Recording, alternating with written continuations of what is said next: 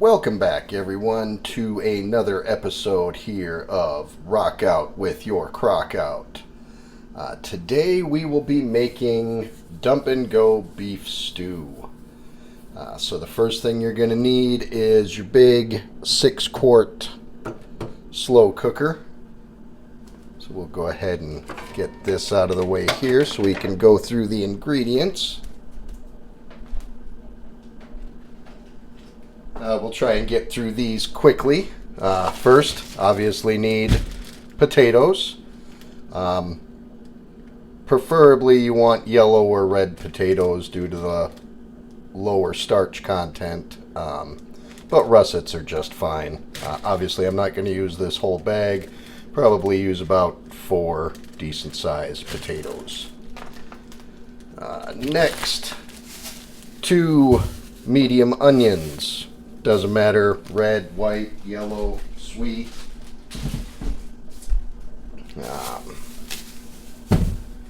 Beef broth, whole box, 4 cups.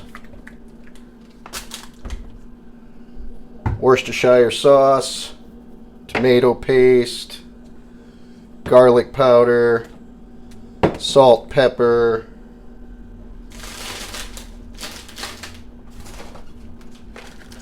fresh thyme, fresh bay leaves, 3 to 4 celery sticks, a bag of baby carrots, a bag of frozen sweet peas, and 2 to 3 pounds of stew meat. I believe I have about 2 1/4 pounds between these 2 packages. So anywhere between 2 and 3 pounds. And all of these ingredients, almost forgot, cornstarch. This is going to be a lifetime supply of cornstarch. It's the smallest container I could find. All of these ingredients, the beauty of slow cooker meals is you can make them to your personal taste. So I will be making it according to how I make it. You feel free to make it however you want. If you don't like peas, don't put peas in there. If you don't like celery, don't put celery in there. Mix and match. Have some fun with it. I am not going to bore all of you with the chopping process and all of that. And another ingredient I forgot, flour. So I won't bore you with the chopping. We will see you back when all of this is chopped up and ready to go in the slow cooker. Stay tuned. All right, everyone. So I just went ahead and chopped the potatoes. I make mine kind of large. Celery all chopped up. We'll go ahead and tear open the baby carrots here.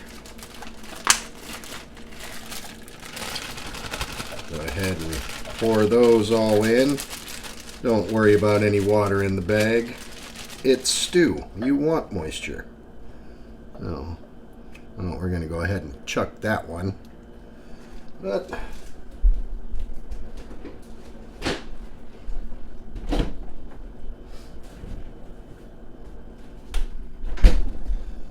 now I have decided that I am just going to go ahead and skip the flour step because that's more or less how you would make this normally. Because I can already see in the comment section, oh, you're supposed to sear the beef first in a skillet and brown the edges and get it to caramelize and then scrape all the good stuff off the bottom of the pan and add that to your stew. But here's the problem with that. That's not dump and go, is it? No, it's not. And would it make the stew better? Sure. Does it make the stew bad, skipping it? Absolutely not.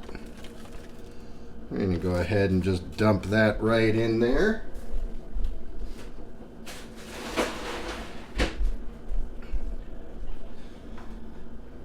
And then you got your Worcestershire sauce. Just go ahead and liberally use that all over the place.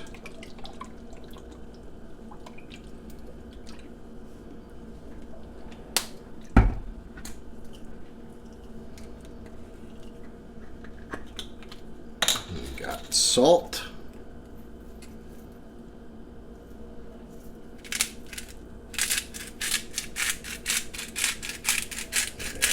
Liberally use that.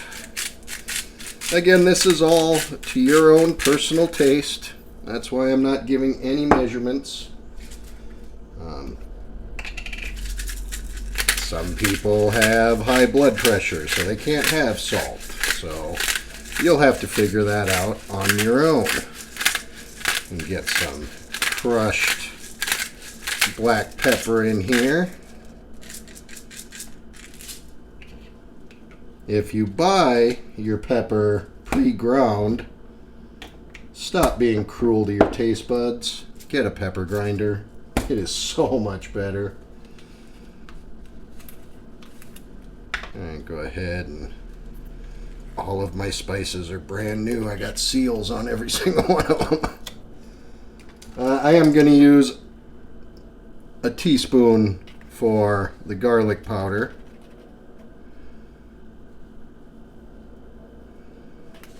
So we'll just go ahead with 2 teaspoons garlic powder.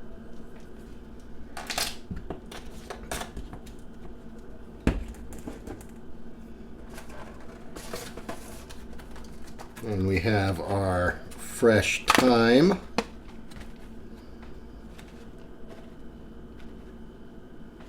Go ahead and just throw a few decent sized sprigs in here. Have no idea what I'm going to use the rest of this thyme for. So that's the unfortunate part about spices. Unless you cook every single night something fancy instead of having, you know, frozen pizza nights or what have you. And we got 2 bay leaves. We'll just go ahead and drop those right in there. And then the tomato paste. You want to use maybe 1/3 of the can. Between 1/3 and half. Again, this is all going to be personal preference on what you like, what you dislike. There is nothing wrong in slow cooker cooking. Now, got that in there.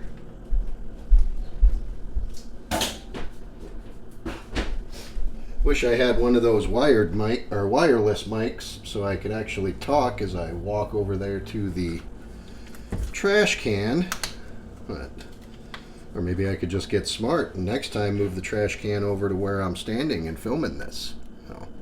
And then you've got the entire box of beef stock.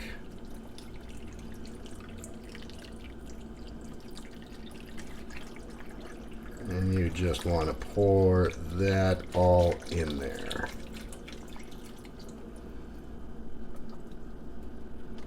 Now your carrots, your potatoes, your celery, that's all going to add more moisture to it, so I wouldn't concern myself too much with it not being filled up all the way. But I am going to go ahead and I'm going to add approximately a half box of water to this.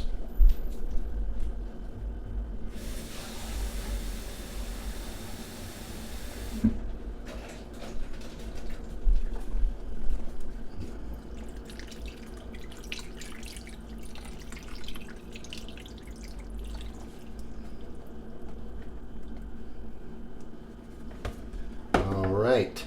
As far as the frozen peas and the cornstarch, that will be used in the next segment of this video. You do not add the peas right away. You add it towards the end. And the roux you're going to make with the cornstarch, you obviously add at the end as well. So I am just going to go grab a spoon, which of course is on the other side of the kitchen.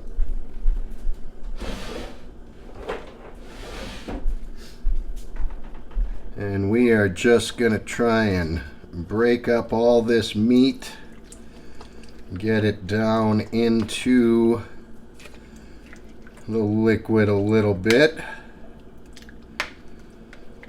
You want to get all that tomato paste down in the liquid so as it cooks, it disperses throughout the whole thing. All right. There we go. And as you see, it's all nice and balanced. And that's going to, like I said, with the carrots, the celery, and the potatoes, that will, supply more moisture to that as well. Just for the heck of it, I'm going to put in a little bit more Worcestershire. A little bit more salt.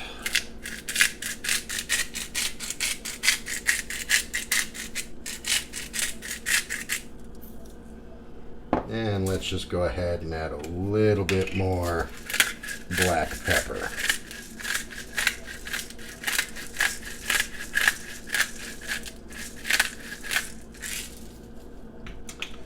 All right.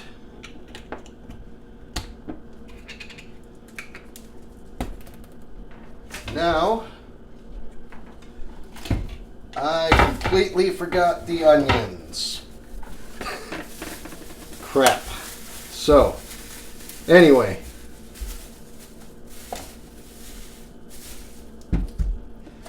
We'll be right back for a very short segment after I get these onions prepared. Stay tuned. Okay, real short, fast segment here. Now, my wife likes the flavor of onions. She does not like the texture of onions. So whenever I make a dish with onions, obviously to get the flavor and avoid the texture, I put my onions in a food processor. And I basically turn them into a paste.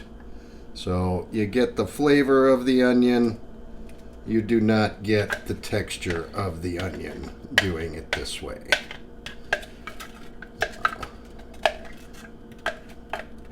Plus, it's a little easier to chop onions when you're really only cubing them and shoving them into a food processor very quickly. Oh, still getting a few tears here though. And we go ahead and mix that in, and obviously as that cooks, that will break down even further. But there you have it. You put the lid on. These are just clips for travel if you want to take it anywhere. We're not going to go ahead. So, I guess you can't even see those in the... I got little clips here for travel. So this will be high on 4 hours, low 7 to 8 hours. It is about 11:45, so I'm going to go ahead and go with low. That means this should be ready somewhere in the ballpark of 7 o'clock tonight. But I will see you roughly around 6:30 or so to wrap up the last couple steps before we dish it up and have some dinner. Stick around. All right, everyone. We are at the 6:30 point in the beef stew cook. Now, in a previous segment of this video, I said we were going to make a roux, and I guess what I'm making isn't called a roux. It is called an oobleck. So that's where we're at here. So first things first, we're going to go ahead and remove this lid off of here. I'll go ahead and set this aside out of the way. So to make an oobleck, it is equal parts water and cornstarch. So I went ahead and I put 3 teaspoons of water in this bowl. And I will go ahead and add 3 teaspoons leveled of the cornstarch. We'll do it off camera here real quick just because I need to use the lid to scrape and make sure it's all level. And what this is going to do is this is going to thicken your broth, because as you see right now we have more of a beef soup versus a beef stew. So we'll go ahead and get that in there. All right. And then you just want to grab a fork and then just stir that up. Kind of makes a little bit of a paste. Well, you just want to make sure that's nice and blended together. Oh, not even close to the... Well, you just want to make sure there's no chunks in there. And this is the final step in making it, along with the oobleck. This is where we also add the 1 cup of frozen peas.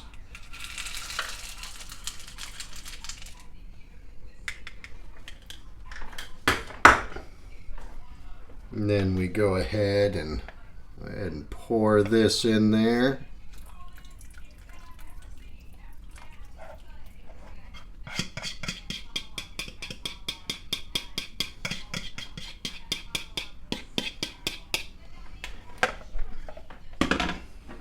And then after that, you just want to give everything a good stir.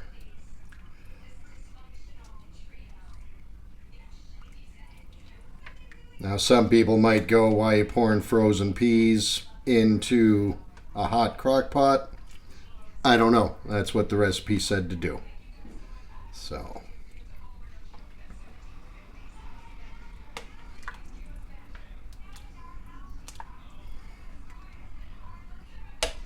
now we go ahead and we just let that sit and be with the lid off for another half hour.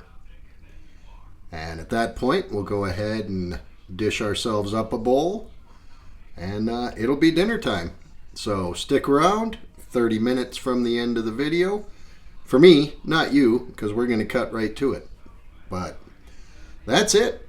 That's how simple it is to have a all-in-one meal completely in a crock pot.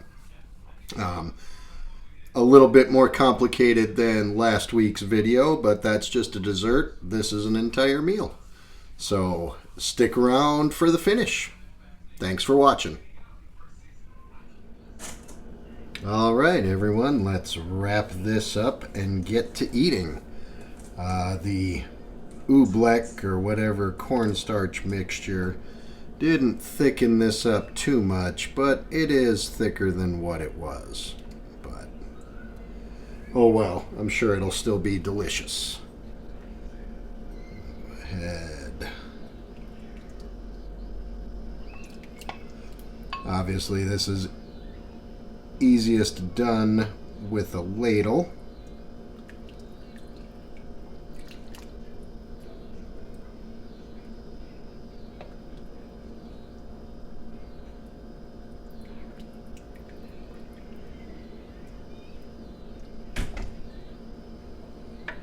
There you are.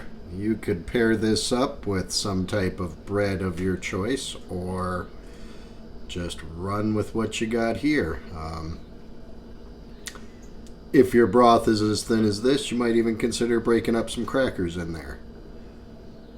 But that's it. Dump and go beef stew. 1 pot for everything. We'll see you next week. Don't really know what I'm going to do next week yet, but, well, I've got a few days to figure that out.